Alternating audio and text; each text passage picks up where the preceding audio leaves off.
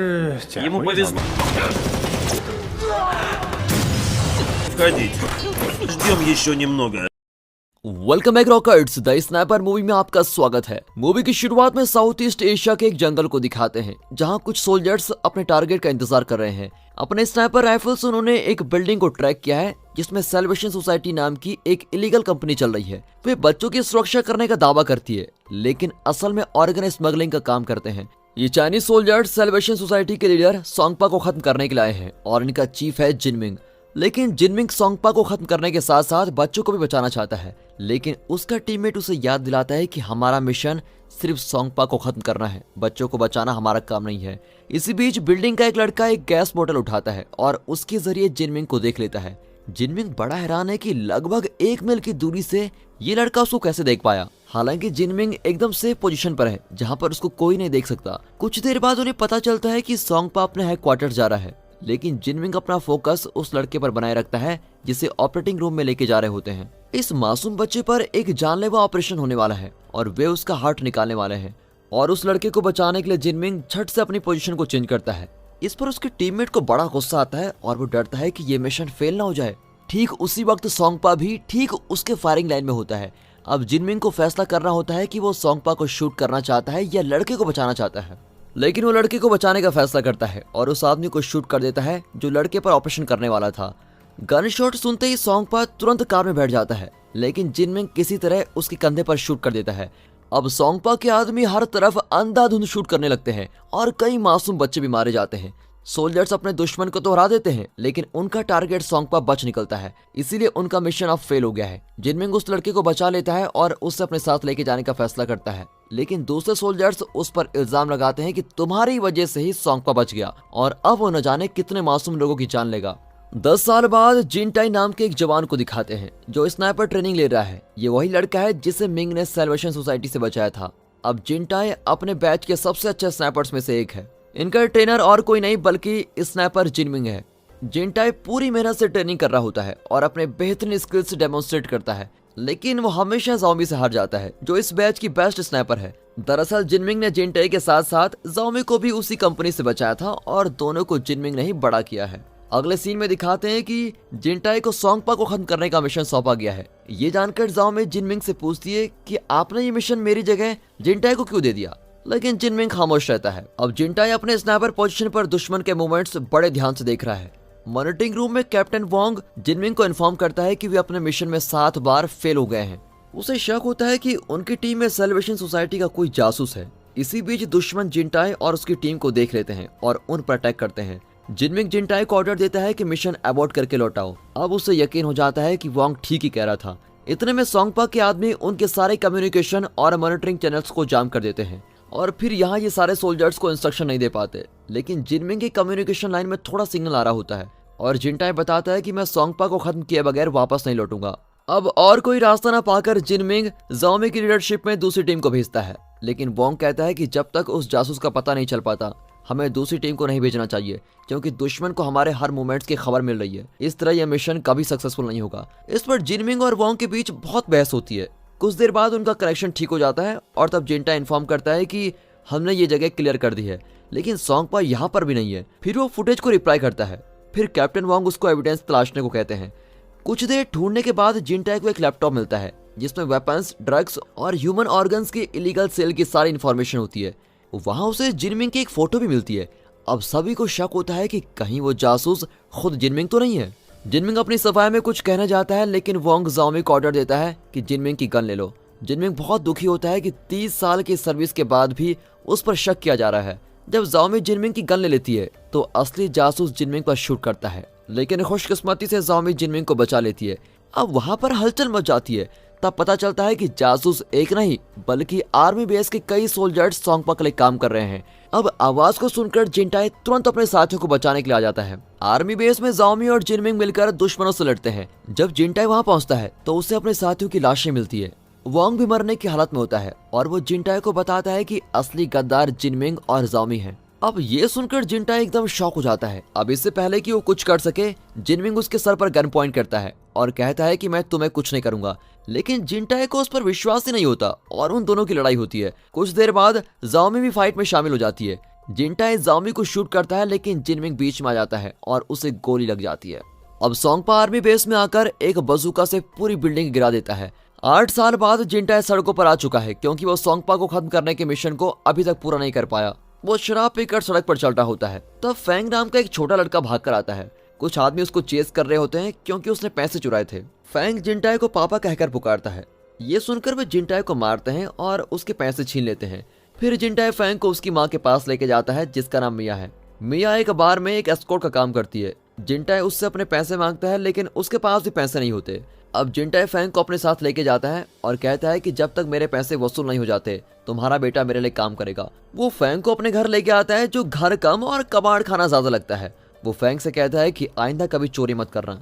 अगले दिन से जिनटाई और फैंग पुरानी चीजें कलेक्ट करते हैं और उन्हें रिपेयर करके बेच देते हैं। वो फैंग को पढ़ना लिखना भी सिखाता है। कुछ दिन बाद मिया जिनटाई के घर में आती है और अपने बेटे को पढ़ते हुए देखकर बहुत ही खुश होती है।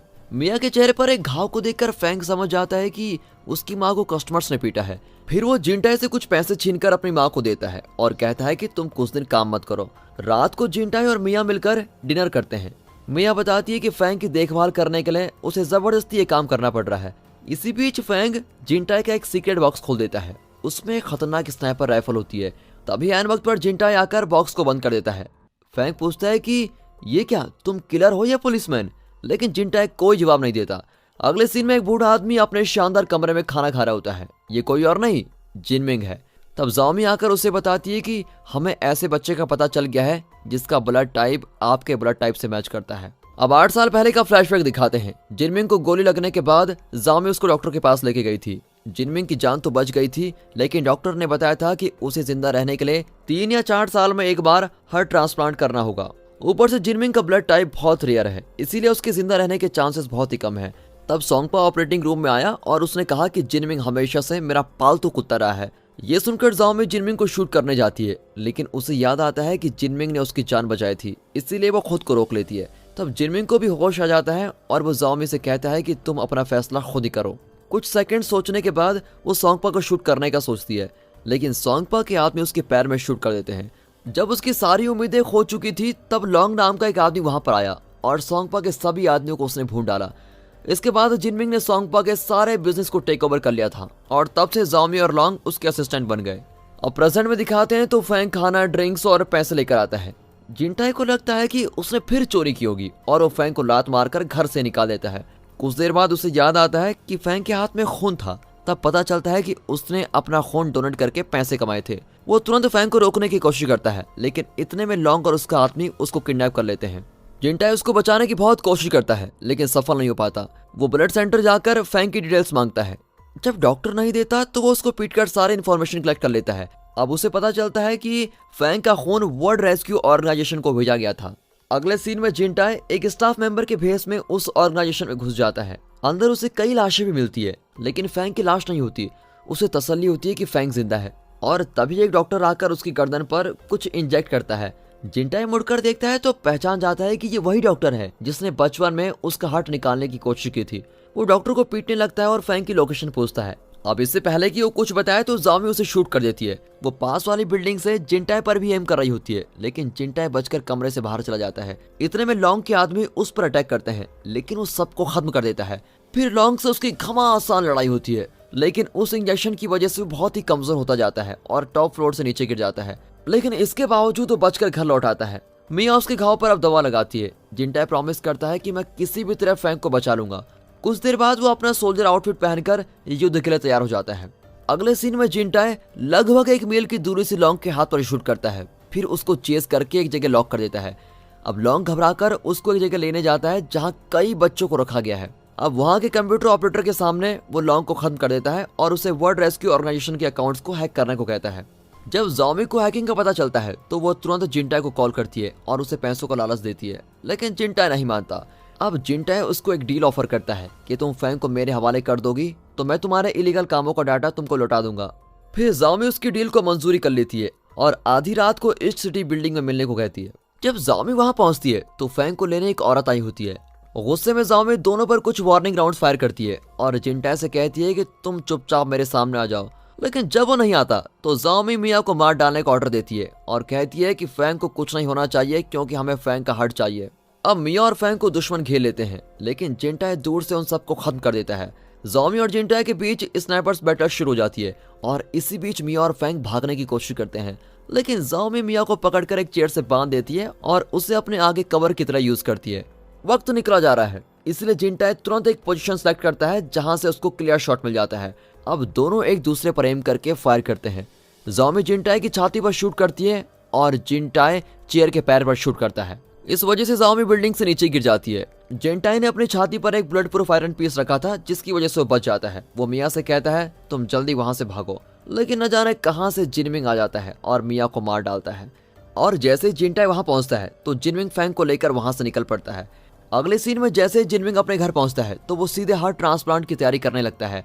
तभी जिनटाई बिल्डिंग के बुलेट प्रूफ ग्लास को शूट करता है। जिनमिंग अब घबराकर अपने 3 स्नाइपर्स को भेजता है और अपने दूसरे आदमियों को बिल्डिंग की रखवाली करने को कहता है। गन शॉट्स के जरिए वो जिनटाई की लोकेशन का पता लगाने की कोशिश करता है, लेकिन जिनटाई रिमोट कंट्रोल शॉट से उन्हें कंफ्यूज करने लगता है। अब बेस्ट स्नाइपर होने के नाते वो जिनमिंग के तीनों स्नाइपर्स को एक एक करके खत्म कर देता है। फिर बिल्डिंग में आकर वो जिनमिंग के आदमियों को भी मार डालता है। अब जिनमिंग उसके सामने होता है, लेकिन उसे मारने के बजाय वो अपना आर्मर निकालकर फैंग को लेने जाता है। मौके का फायदा उठाकर जिनमिंग पीछे से शूट करता है, पर जिनटाई उस पर अटैक नहीं करता। जिनमिंग पूछता है कि तुम उस लड़के को क्यों बचाना चाहते हो। जवाब में जिनटाई पूछता है कि उस दिन आपने मुझे क्यों बचाया था। इस पर जिनमिंग कुछ नहीं कह पाता क्योंकि वह अपने बेटे को नहीं मार सकता। जिनटाई फैंग को उठाकर वहां से चला जाता है और तब जिनमिंग अपने हार्ट डिजीज का शिकार हो जाता है। अंत में दिखाते हैं कि जिनटाई फैंग को स्कूल छोड़ने जाता है और फैंग उसको पापा कहकर पुकार लेता है। और दोस्तों इसी के साथ ये मूवी यहाँ पर खत्म होती है। दोस्तों अगर वीडियो अच्छी लगी हो, मूवी अच्छी लगी हो और एक्सप्लेनेशन अच्छा लगा हो तो वीडियो को लाइक कर दें, चैनल को सब्सक्राइब करना बिल्कुल मत भूलेगा। बाकी मिलता है अगली वीडियो में, तब तक के लिए गुड बाय, अपना ख्याल रखिए and finally thanks for watching.